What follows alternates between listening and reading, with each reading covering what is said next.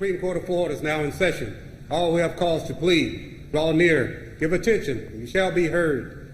God save these United States, great state of Florida, and this honorable court.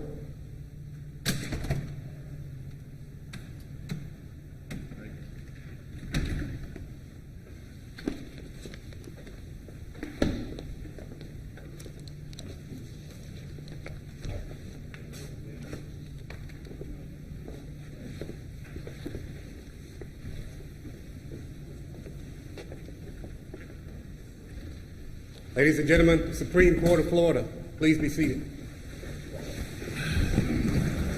Good morning. Welcome to the Florida Supreme Court. The first case on the docket is Bartram versus United States Bank. You may proceed when you're ready. Thank you, Your Honor, and good morning. My name is Kendall Coffey with Coffey Burlington.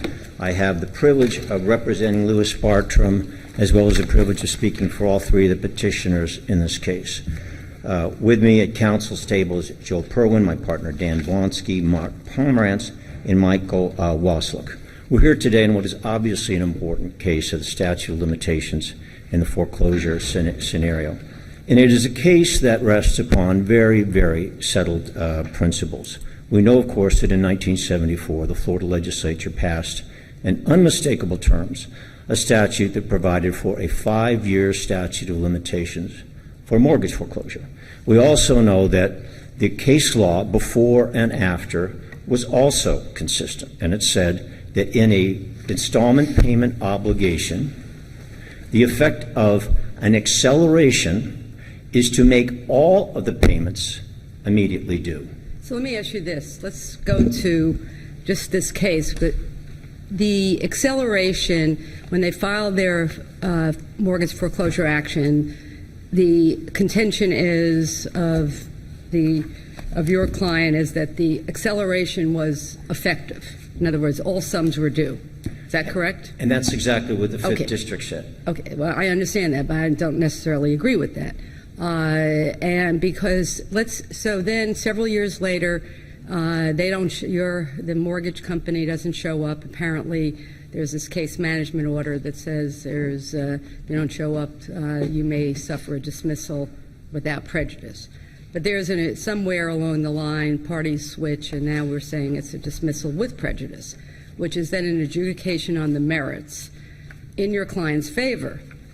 The adjudication on the merits then would be that there was no default and there was no acceleration as a matter of adjudication. Is that so? The acceleration then, if a year later, your clients decided they were actually going to start paying on the mortgage, and the bank came in and sued for the entire amount, because what would be the defense to that? Because it's within the statute of limitations. What would happen? Would it be, well, we had an adjudication, there's nothing due, and there is, and they cannot collect the whole amount, and they can't foreclose? It turns on whether it was a valid acceleration. Well, I'm asking you that. So what would happen? In other words, your client continued to pay, but the adjudication on the merits was against the bank. So how could there be an effective acceleration if the bank lost?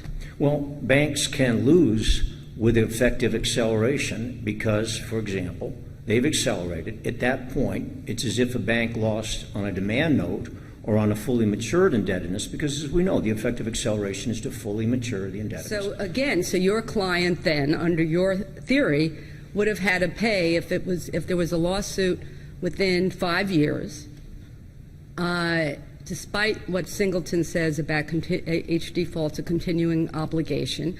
Then your client would have, under your theory, even though the acceleration, there was an adjudication on the merits against the bank, under your theory, that the bank could collect the entire amount of the note. If the bank, is that yes or no? Could they? The bank could collect the entire note if, at the instance of the first acceleration, everything is due. No, I'm asking, after the case was dismissed with prejudice against the bank. Well, then, of You're course- saying the statute of limitations ran, meaning that within 5 years, the bank could have done something. What could the bank have done on the acceleration if there was an adverse adjudication against the bank? Well, we're talking, of course, res judicata. That's a completely different question from the statute of limitations. If you're asking me under res judicata principles, if a bank has a valid acceleration, which is never waived, and those are very significant scenarios. Those are two scenarios that Singleton talked about. But if there was a valid acceleration that was never waived and the bank went to trial and lost, then you could have a scenario where res judicata would cut off the bank. But Singleton says no, the exact same thing. Dismissal with prejudice. There are continuing obligations with each subsequent default. Under res judicata principles, Singleton said there are two scenarios, and they're pretty specific about it. I think, why don't you, because I don't think you've answered my question. I think the answer is that if the bank came in a year or within 5 years and tried to sue on the entire amount, saying that we already accelerated and therefore they would defend and say no, it was dismissed with prejudice. That mortgage foreclosure action was not effective as against your client. But the fact that a mortgage foreclosure action is not effective against a client under res judicata principles is fundamentally different from whether it can be effective for statute of limitations, because as we know, once it's accelerated, everything is declared to be due. What is the effect then of the dismissal with prejudice against the bank? The effect of a dismissal with prejudice depends on what's litigated, what's actually litigated in a res judicata analysis. Well, you said the acceleration became effective, so it must mean the acceleration, they lost. The acceleration was not effective, just like in Olympia Bank, when if the bank doesn't take all the steps, the acceleration is not effective until there's a final judgment of foreclosure. Isn't that the answer? In a res judicata scenario, Olympia dealt with res judicata only, and it dealt with a scenario where there was a defect in the acceleration, in one of the accelerations, and then with respect to the other acceleration, there was in effect a payment made that paid off the April 1 mortgage default, so that when a new acceleration was declared in May, that was a valid acceleration. That's what's sued upon. But what is different in a statute of limitations scenario is that the statute starts. And even if it starts from what? It starts from the time of acceleration.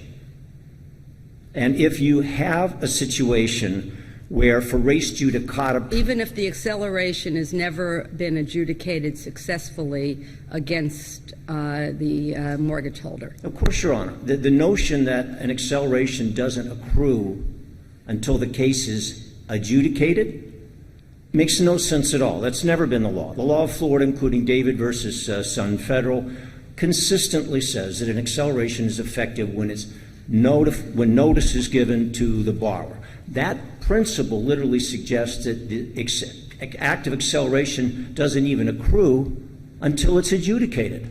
So what was adjudicated? So at the time that there was a dismissal with prejudice, and there's a statement that there was a dismissal with prejudice and adjudication, what was adjudicated about the acceleration? Well, it may be that nothing was adjudicated about acceleration. The dismissal with prejudice may have said that after the acceleration, it was waived, which was one of the... But this didn't say anything. In this case, we're dealing with dismissals with prejudice for banks not showing up. And again, I think there's another issue as to whether someone's switching and saying, no, it was actually a dismissal without prejudice, and I'm not sure we get back to what that means. But if it wasn't adjudicated, you're saying that the bank should have been on notice, that the acceleration, the clock was ticking. Yes. And that they, even if there were, that they continue to pay the mortgage holder subsequently, that the bank would have to sue for the entire note within 5 years. Well, there's two issues on that. First of all, Singleton's order of the Bartram order of dismissal does in fact say explicitly, it recites the language of failure of the parties to appear results in a case being dismissed without prejudice. The most logical construction of the dismissal in Bartram is a dismissal without prejudice. So that's a switch. So now we have the bank Not saying from our it's a standpoint. dismissal with prejudice. Yeah. And now are you saying that this was actually, even though everybody, that's a dismissal without prejudice? Our position has consistently been that it was a dismissal without prejudice, but I want to go to the rest of your question because you have something very important that's potentially dispositive. If there's an acceleration and the mortgagor, the borrower, continues to make payments post-acceleration, that's a very different situation. And that can constitute a waiver of the acceleration. And through the conduct of parties and through the conduct of waiver, you can have an effective reinstatement, which, by the way, is what happened in Singleton. $2,000 in payments were made after the first acceleration, and that those payments were effectively a reinstatement. So the reason that's so critical is if I accelerate properly in January, and then I accept payments thereafter, my conduct as a lender with a knowing involvement of a borrower is such as it could establish a waiver, meaning the entire debt that was once due in January is no longer entirely due. And you can then accelerate anew because you have a reinstated condition on the loan obligation. Is there a distinction between, on one hand, the acceleration of what's due under the note and what's due under the note, and on the other hand, the foreclosure that may be taken pursuant to the mortgage? There is none. I mean, there's an extensive body of case law that says the more it's ancillary to the note, the mortgage follows the note. And so the acceleration on the note. But there are two different things being sought, aren't there? One is the amount that's actually due, money owed, and the other is the foreclosure action. And what you're really getting to here is whether or not the statute of limitations bars a foreclosure action, are you not? We are, but there's... And what does that have any impact then upon the amount due under the note? Well, if the note, because again, that's the debt instrument, the mortgage exists simply as an ancillary incident of it, according to many cases. So if the note is properly accelerated, then the payments due, for example, in the year 2020 are due right now. They're all due right now.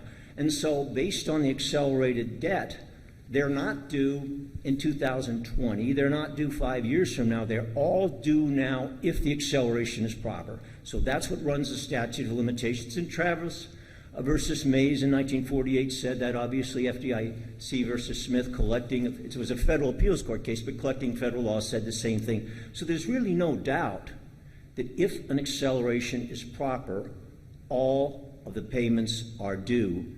They're fully matured. They are accelerated. They are due and payable just as surely as if it was a term note. So under your argument, then, after the 5-year period, the bank no longer owns the property becomes the property of the mortgagor?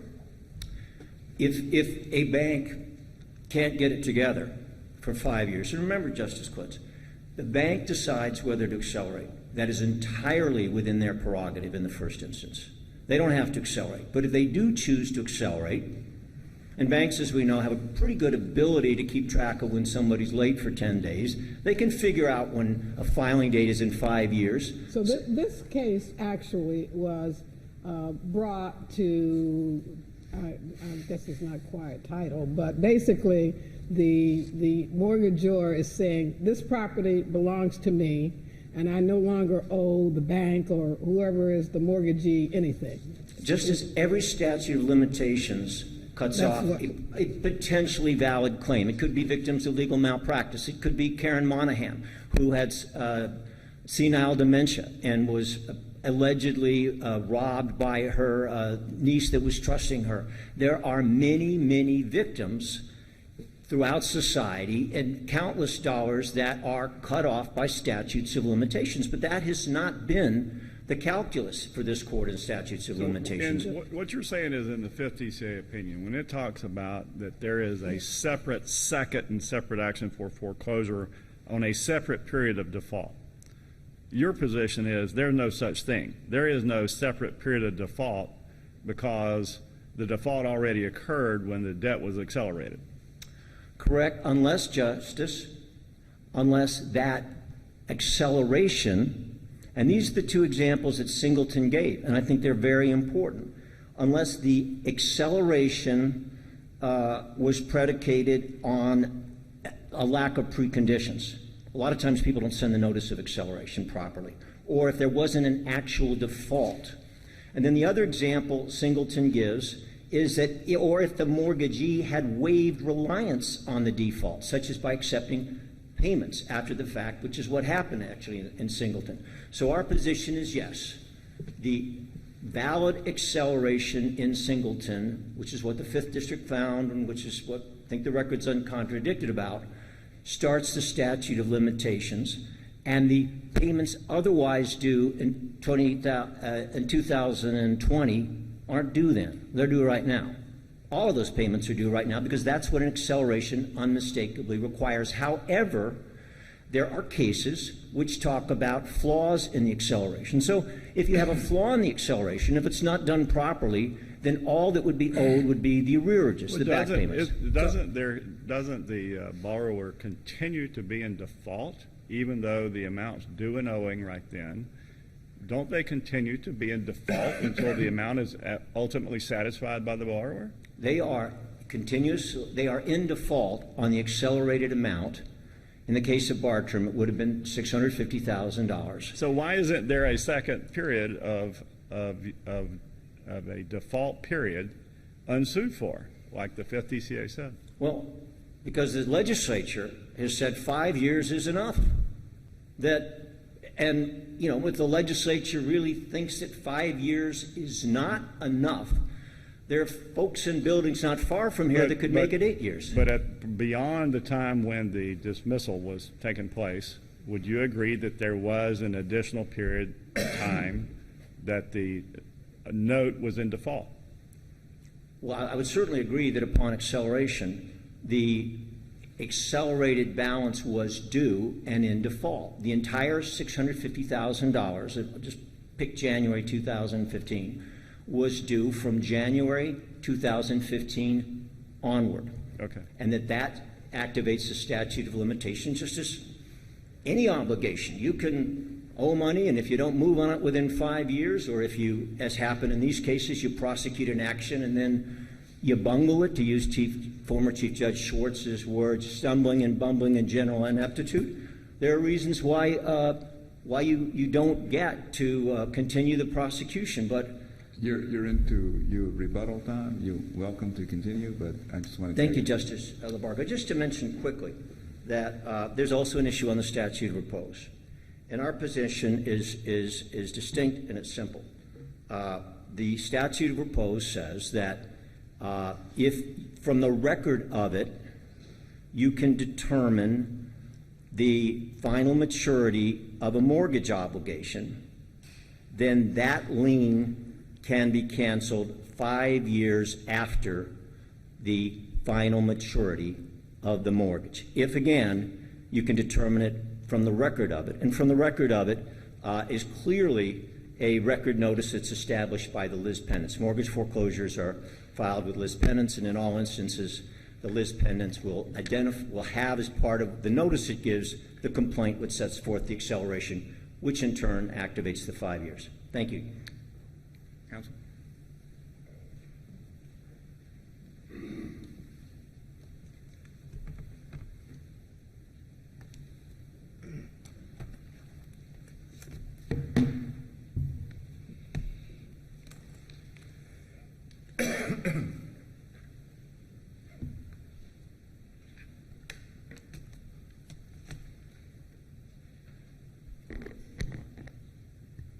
May it please the court, my name is David Fine. I represent US Bank.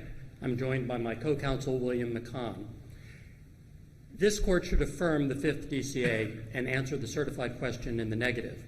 I'd like to begin, however, by moving back to a question Justice Pariente had asked about the nature of that dismissal of the 2006 foreclosure action. I'm looking right now, Your Honors, at the order that the Circuit Court entered on August 30, 2011, in which the circuit judge described the dismissal as being one that was an adjudication on the merits. He said the dismissal was not due to lack of jurisdiction, improper venue, or lack of an indispensable party.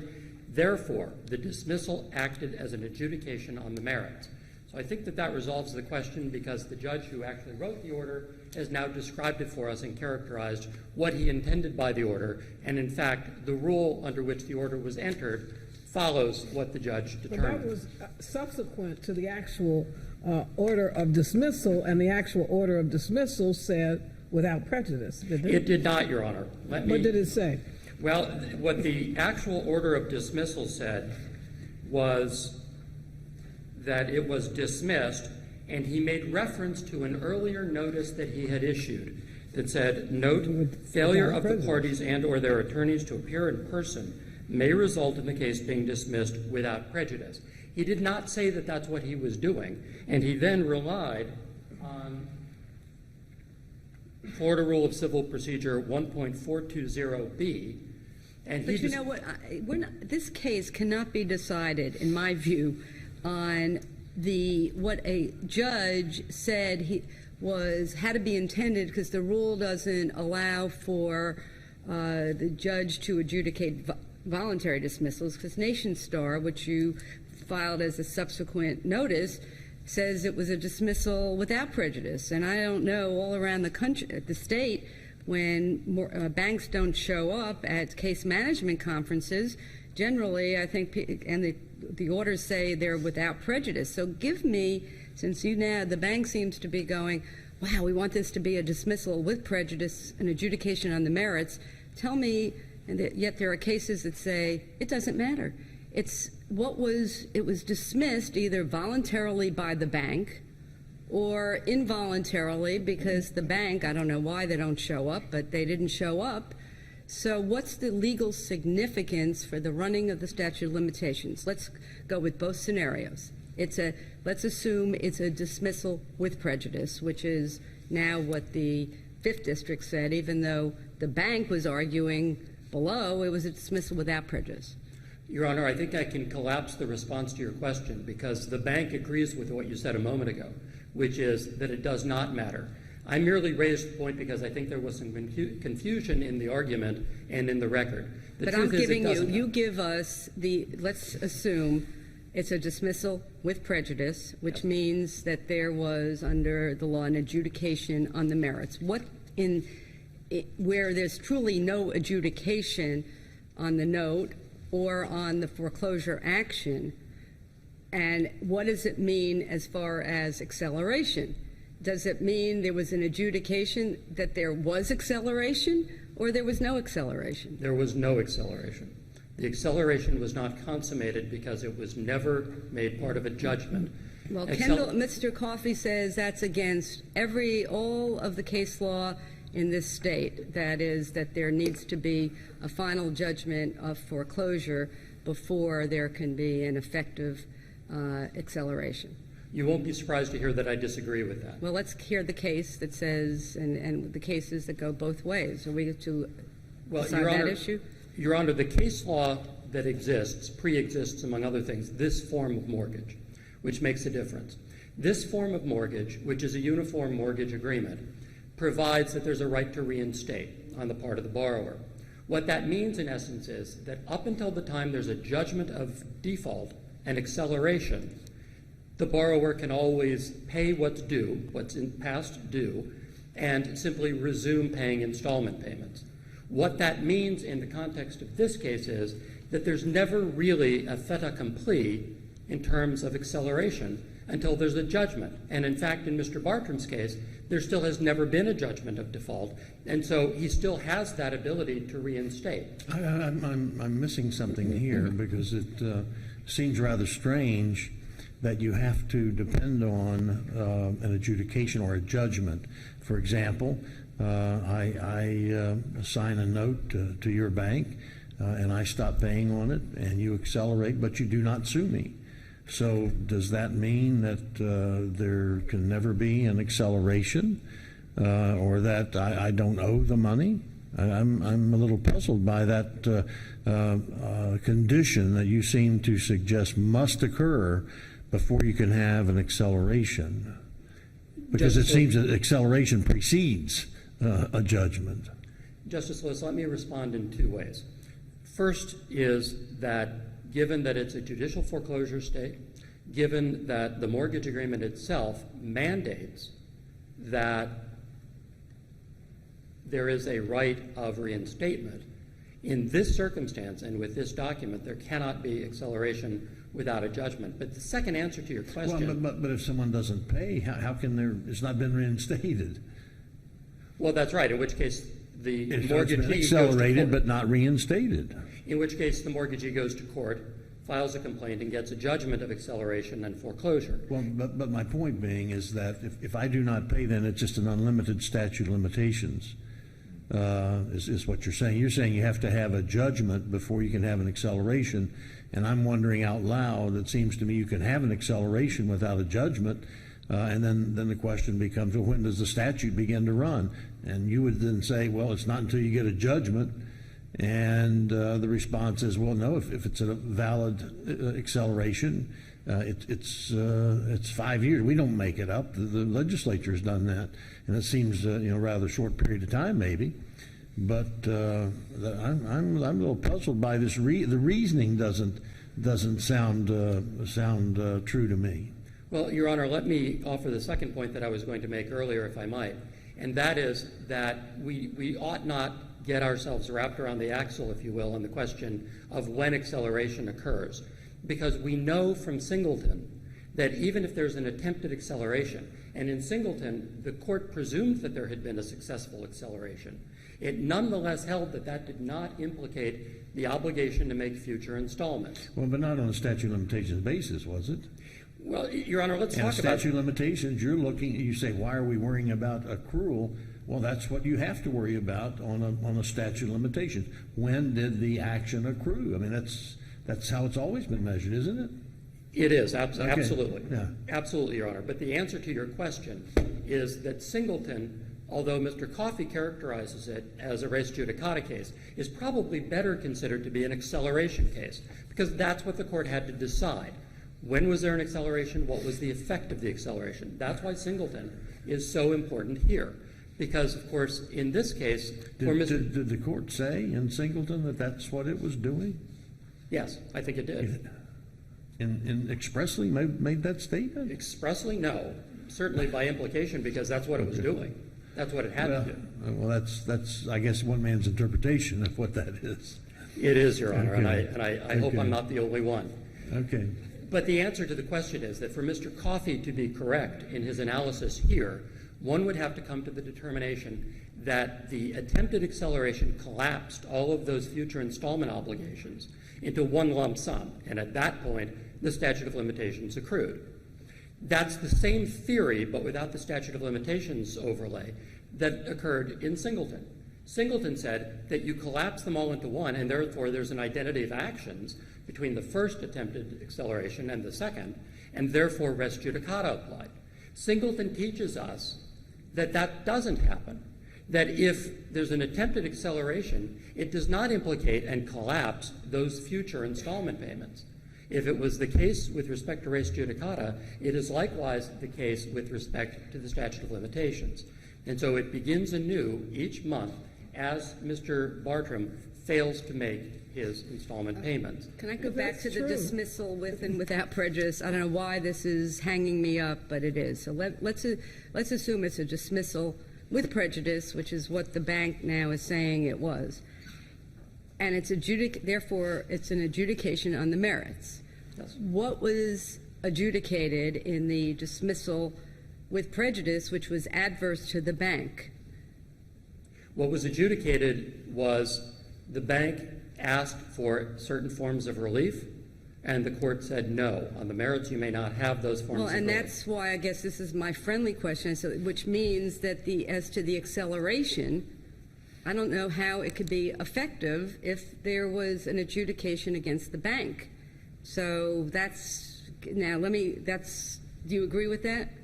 Your Honor, Obviously I you always do. agree with friendly questions. Yeah, okay, at least, and you recognize them. Some advocates don't. Now on dismissal without prejudice. Now because we have conflicts, not in this case, but with Beauvais and Evergreen that are maybe going to be before the court. What is the effect when the bank says, I'm not showing up because I don't want to pursue this foreclosure action at this time, I'm dismissing it? Is it the position of the bank that it doesn't matter at that point? They have, by dismissing it, not showing up, that they have effectively given the borrower another lease on life by letting them continue to pay on the mortgage. Your Honor, that's exactly the position. And again, I want to make sure we all understand this. The bank's not saying that as to all the amounts due that Mr. Bartram didn't pay, that the bank can collect those, correct? I mean, that's right. The statute has run on all of those past due amounts. Well, not all of them, Your Honor, because obviously some of them you can reach back a certain distance. But up until the time of the dismissal, that anything up until the time of the dismissal in this case, those defaults those amounts are not due.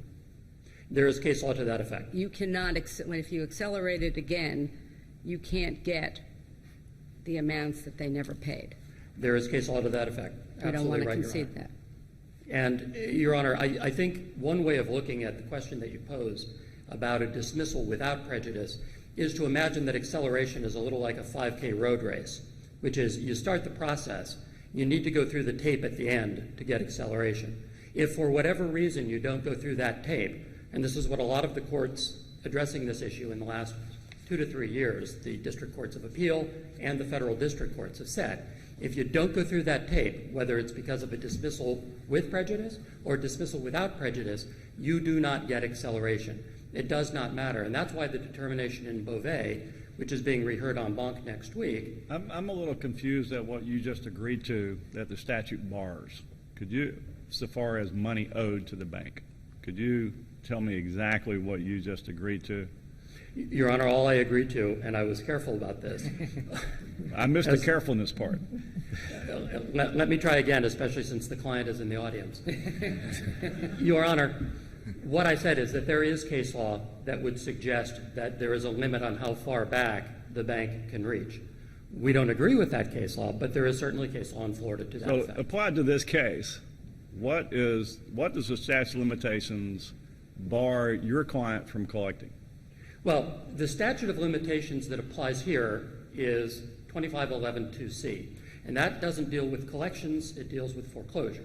And what it says is we can only reach back 5 years to find the default that will give the right to foreclose. So it really doesn't implicate our ability to collect those past due sums. What it does is it implicates our right to employ a remedy.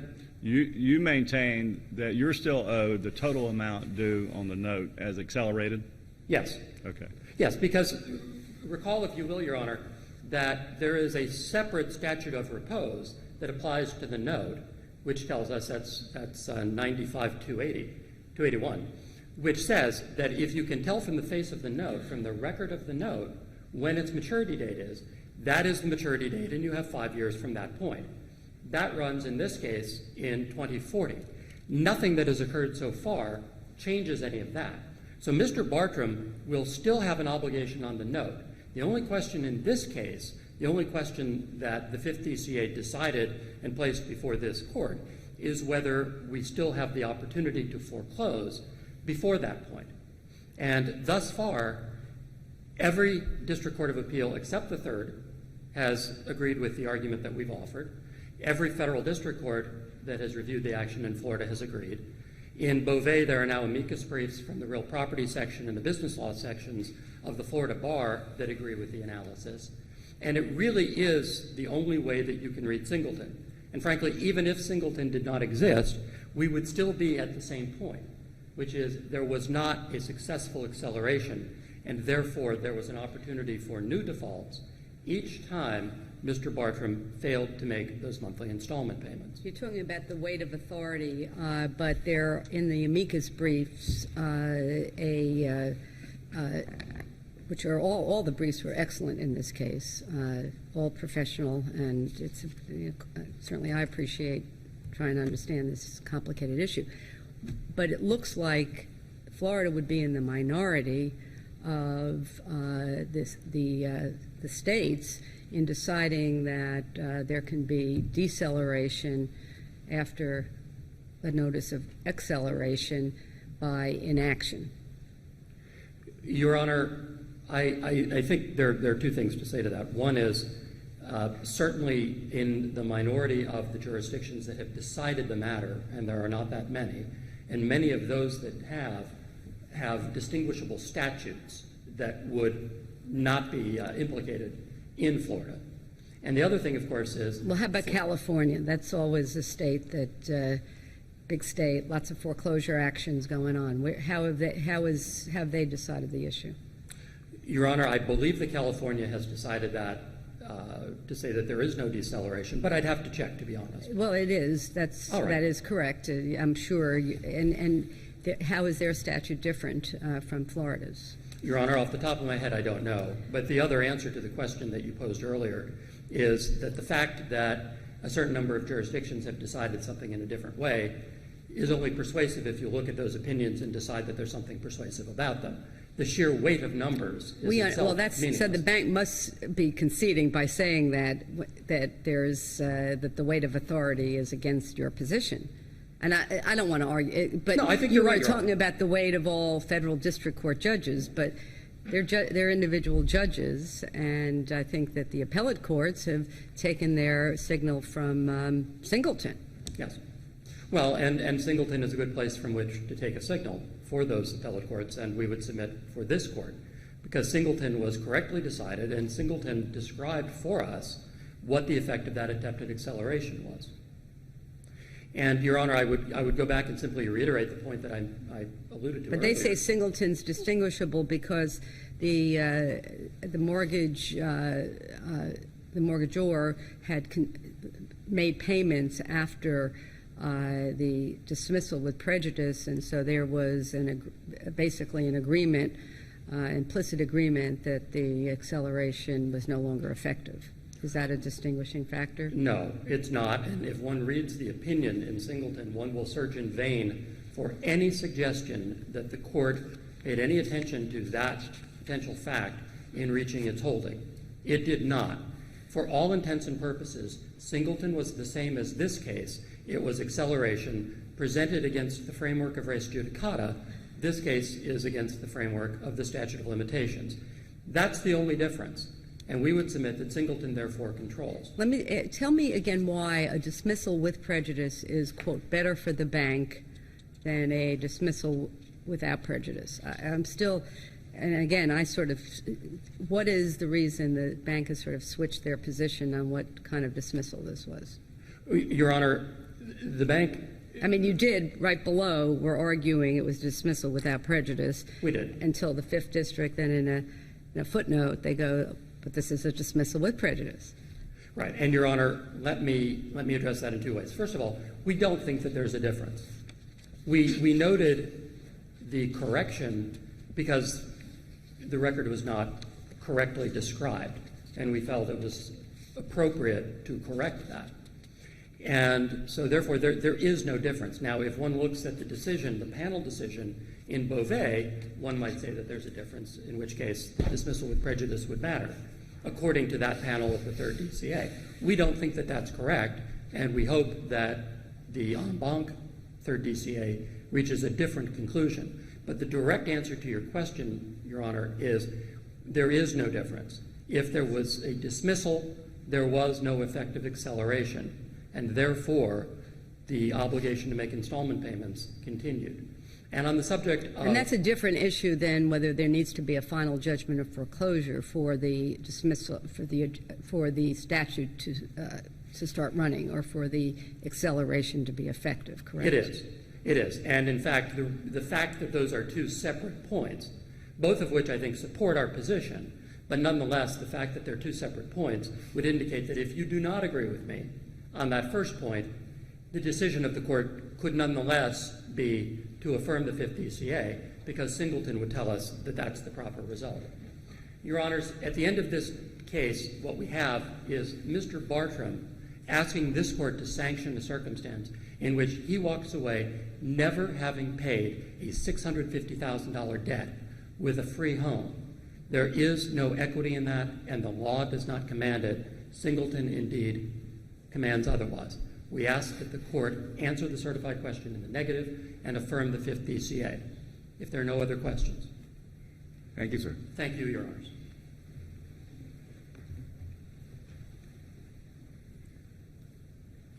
May it please the court, I want to address a couple of things raised by some of the questions. Justice Lewis asked about the notion that an acceleration does not become effective upon adjudication. That's an oxymoron.